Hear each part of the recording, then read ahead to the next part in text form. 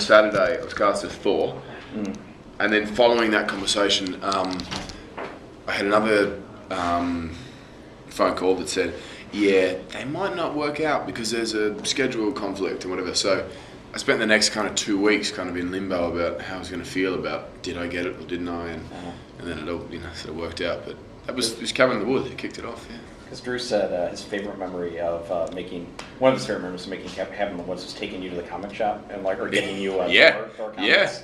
Yeah. I remember being out one night. We had we finished late Friday night. We went and had a drink and I'd just gotten Thor, and he said, "Let me tell you something." He goes, "I'll give you some advice about the fans. Just don't bullshit them." Okay. And he goes, "No." And he goes, they know more than you'll ever know." And I said, "Okay." And I knew nothing of the comic book world, and this was one of those sort of heartfelt kind of 2 in the morning, 3 in the morning kind of conversations. But it was it was true. I learned that it was just like. The guys who read those comic books and know that world know more about it than you do, and it was nice to kind of start on that foot. I went, oh, okay, there's that kind of audience out there watching. What about Joss? Joss worked on the movie too, and now you're back there. Did you? It's nuts, yeah. Well, Joss actually called Ken because my little brother was auditioning, and it was like the Hollywood Reporter brought out this article about the 4 guys that were up for Thor, and my little brother and 3 other guys. And Joss and Drew were on set like, what the fuck's going on? You're Thor, man. Why are you auditioning for this? And I was like, no. And then none of them got it. And then so Joss called Ken Branagh and said, look, I'm working with Chris. You should see the guy. And Joss was a huge fan of Ken, and Ken was a big fan of him. And so I kind of slipped in the middle somewhere and got back in the room. And then it all came full circle. Yeah. When I was shooting Thor, Joss came on set, and I was like, what the hell are you doing here? And he's like, I'm meeting on Avengers. And I was like, Avengers? Hang on, that's, so far down the track yet. That's how far ahead they'd planned, and it all worked. We were just talking about Hunger Games versus Avengers. Which is going to do the most box office? What's your prediction? I mean, obviously the film's the highest grossing non-sequel of all time. It's a pretty big bar to reach, Yeah, but you have a Hulk. We have a Hulk. As Downey says, we have the Hulk. It's good for all of us, though. I mean, we all know that it's less and it's more difficult to predict sort of any sort of box office success or work, or the formula to it. And anytime something works and people come back to the theatre, it's a huge plus for everyone in this business. And that was certainly.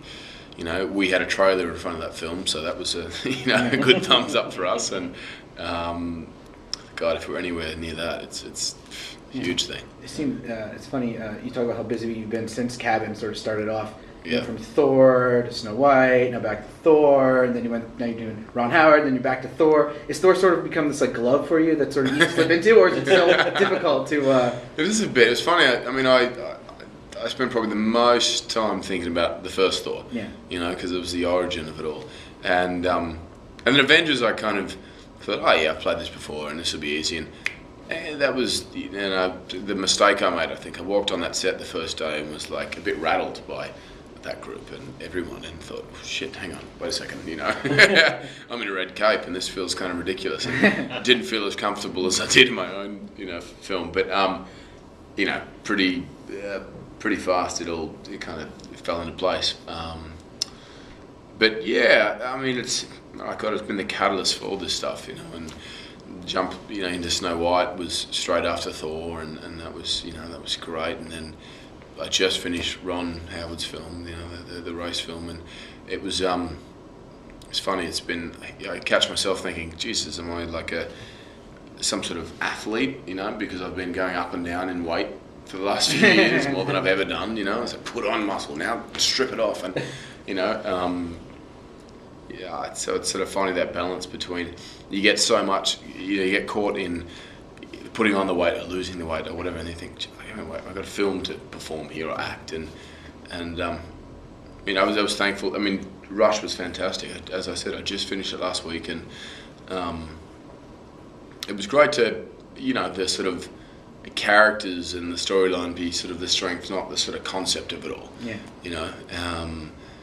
it was nice to have a simpler sort of approach to everything. You know, I mean, it was all based in reality, obviously, and based on real guys who existed, and it was that was a lot of fun. Yeah, it's a resource of real human beings to kind of look at, and I met so many people who knew him, and it was great. Cool. Being, I don't want to say I'll say it, locked into like Thor, and then like having like this doing the movie star thing, and then does that ever overwhelm what it was you wanted out of acting in the first place, or how do you kind of approach it? I mean, I remember in high school when I first started thinking about, or talking about being an actor, it was like, I'm going to Hollywood. That was sort of my, my thing, and it was just because I loved those kind of films. As a kid, I loved that sort of films that took me to another place or another universe, and sort of, that vivid sort of concept that took me out of, reality and transferred me to, somewhere else.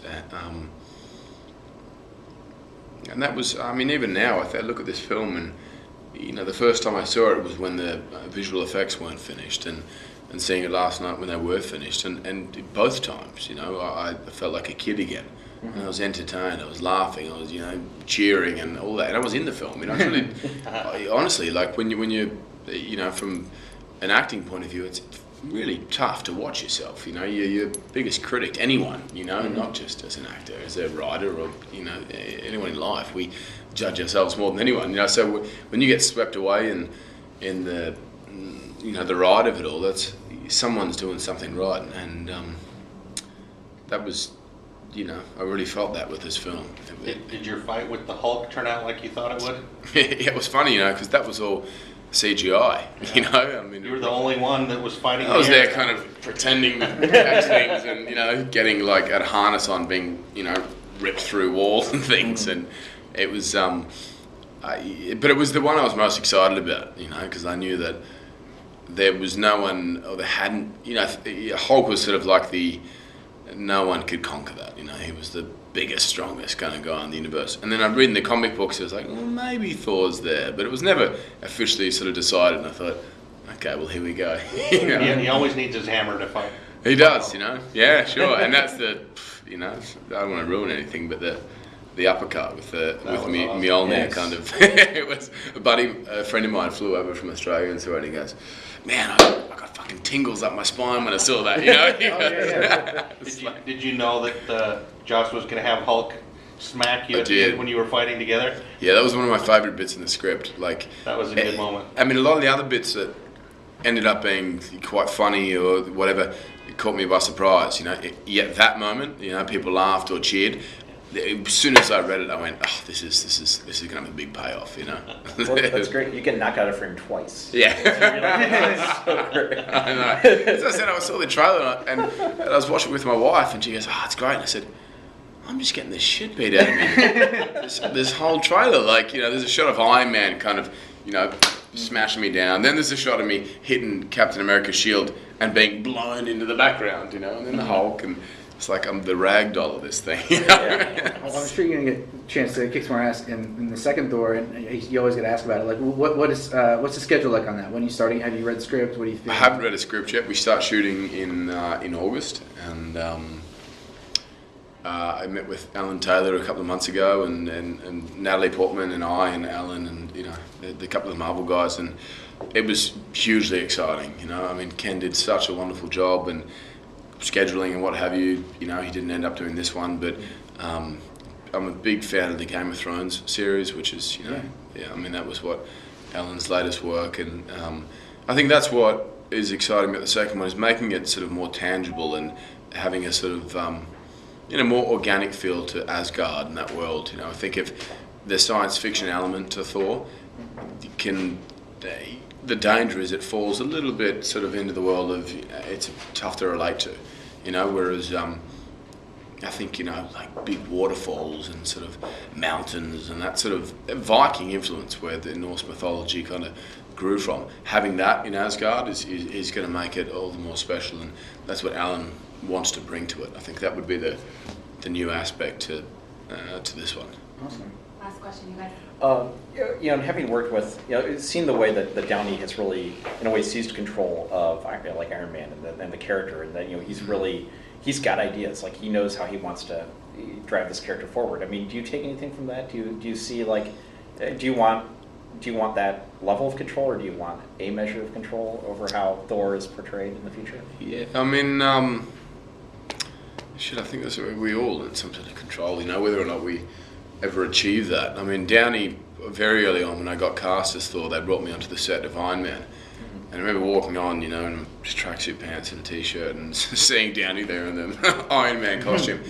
And knowing that Avengers was coming up and just thinking, how am I going to pull Thor off? And how the hell am I going to stand opposite this guy and do this, But he was, he's great. He gave me some great advice about what an opportunity that we were all involved in. It wasn't directed, at me. It was himself. He was talking the group, He knew Captain America was coming, Thor, Iron Man, and he said, we're part of something special. And this is, it's going to be a hell of a lot of fun. And that's it. I think you gotta enjoy the process. It's if you focus too much on sort of what's the result of it all, you're not right in the middle of it. To sound cliche, but in the moment of it all. And that was a nice kind of reminder of it. And I tried to kind of keep that with everything I do. That's just as an actor, you don't control the spectrum. It's the directors and the producers and stuff. If you theatre, sure, you come out and do your thing, but on film, you do 10 different takes, and across however many days, the 60 days or whatever. And there's 40 or 50 different versions of Thor, that Kenneth Branagh cut together in the first film. And whether you liked it or not, that was a version that was put together by a lot of other people. And that was something kind of satisfying, or it takes the weight off in thinking, I actually can't control this, no matter how much I think I can or I try to. There's some comfort in kind of letting go with it.